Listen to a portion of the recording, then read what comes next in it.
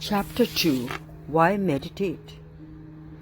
Here is a story told about the Buddha shortly after he was enlightened. As he was walking down the dusty road, he met a traveler who saw him as a handsome yogi exuding a remarkable energy. The traveler asked him, "You seem very special. What are you? Are you some kind of an angel or deva? You seem unhuman." "No," he said. "Well, are you some kind of god then?" "No," he said. "Well, are you some kind of wizard or magician?" "No," he replied. "Well, are you a man?" "No." "Then what are you?" At this the Buddha answered, "I am awake." In those 3 words, "I am awake," he gave the whole of Buddha's teachings. The word Buddha means who is awake.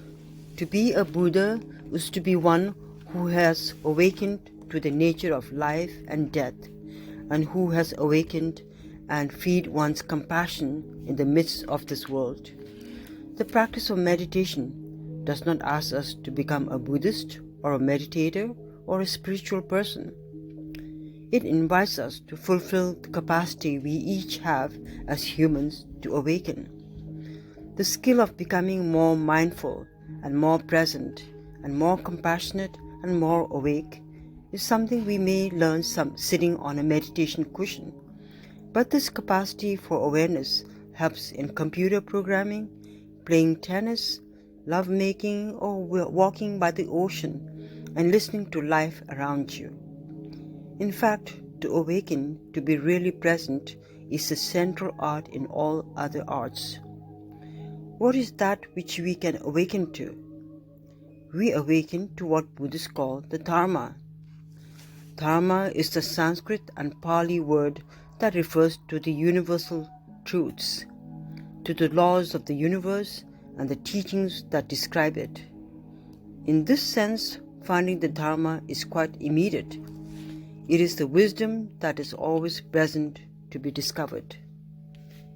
It is different than waiting for God to come down to us in a cloud of glory, or a big spiritual enlightenment, or a wonderful otherworldly experience. The Dharma of wisdom, what we can awaken to, is the truth that is right where we are when we let go of fantasies and memories and come into the reality of the present. When we do that and pay careful attention, we start to see the characteristics of the Dharma in the very life in which we live. One of the first characteristics of the Dharma that shows itself in meditation is impermanence and uncertainty. "Thus shall you think of this fleeting world," it says in one Buddhist sutra. A star at dawn, a bubble in a stream, a flash of lightning in a summer cloud, an echo, a rainbow, a phantom, and a dream. The more quietly you sit, the more closely you observe, the more you realize that everything you can see is in a state of change. Ordinarily, everything we experience seems solid, including our personality, the world around us, our emotions, and the thoughts in our mind. It is as if we are watching a movie. We can get so caught up in the story until it seems real, even though it is actually made of light flickering on a screen. And yet, if you focus very carefully on what you are seeing, it is possible to see that the film is actually a series of still pictures, one frame after another. One appears, then there is a slight gap, and then the next one appears. The same thing is happening in our lives, because that is so. Nothing in our lives lasts or stays the same for very long. You do not have to be a very adept meditator to see that everything is changing all the time. Have you been able to get any mental states of any kind to last very long? Is there anything in your life that stays the same? This brings us to Dharma's second law. If we want things that are always changing to stay the same and to get attached to them, we get disappointed, we suffer. Not because we should suffer. This is not something created to punish us. It is the very way things are, as basic as gravity. If we get attached to something staying the way it is, it does not stop changing. Trying to hold on to how it was will only create suffering and disappointment, because life is a river and everything changes. So when we start to see the laws of nature, that things are impermanent, that attachment causes pain, we can also sense that there must be some other way. And there is. It is the way that can be called the wisdom of insecurity. This is the ability to flow with the changes, to see everything as a process of change, to relax with uncertainty. Meditation teaches us how to let go, how to stay centered in the midst of change. Once we see that everything is impermanent and ungraspable, and that we create a huge amount of suffering if we are attached to things staying the same, we realize that relaxing and letting go is a wiser way to live. We realize that gain and loss, praise and blame, pain and pleasure are part of the dance of life given to each of us, born into our human body. Letting go does not mean not caring about things. It means caring for them in a flexible and wise way. In meditation, we pay attention to our body with care and respect. When we ask, what is the nature of the body? We can see that it grows up, it grows old, it gets sick sometimes, and it eventually dies. When we sit to meditate, we can directly feel the state of our body, the tensions we carry, the level of tiredness or energy. Sometimes being in our body feels good, sometimes it hurts. Sometimes it is quiet and sometimes it is restless. In meditation, we sense that we do not actually own our bodies, but rather we just inhabit them for a short time, and during that time, they will change by themselves, regardless of what we want to happen.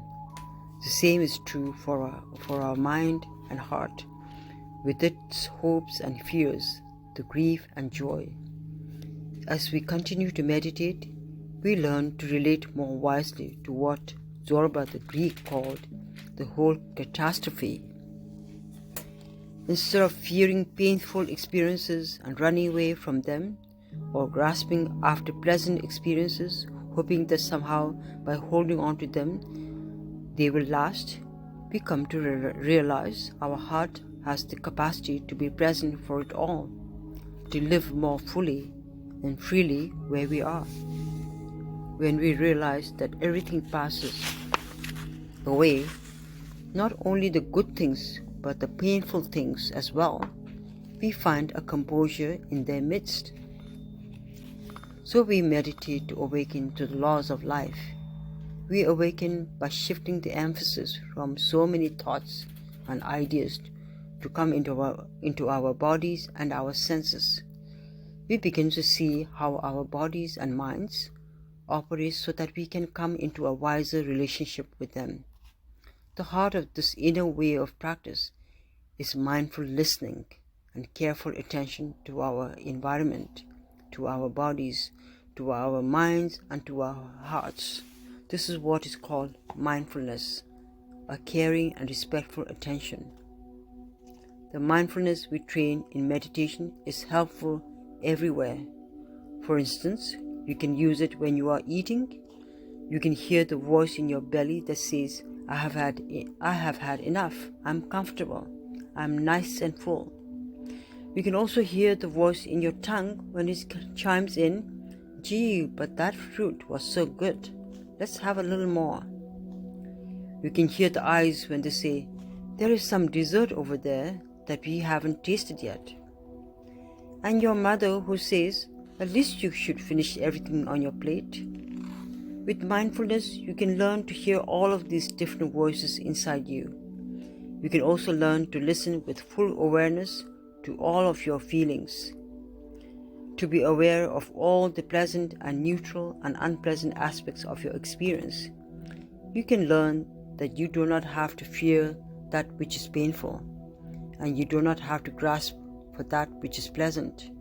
We have often been conditioned to believe this is the way, but as we meditate, it quickly becomes apparent that grasping is for what is pleasant or fearing things that cause us pain does not lead to peace, and it does not lead to happiness. The truth is that things change whether we want them or not. Becoming attached to things as they are or pushing things away that we do not like does not stop them from changing. It only leads to further suffering. Instead, in meditation, we discover a natural, open-hearted, and non-judgmental awareness of our bodies and our feelings. We can gradually bring this kind and open awareness to witness all that's in our minds. We learn to see and trust the law of impermanence. This means that we begin to see the world as it really is. In the midst of it all, we begin to see how we can relate to all of it with compassion, kindness, and wisdom.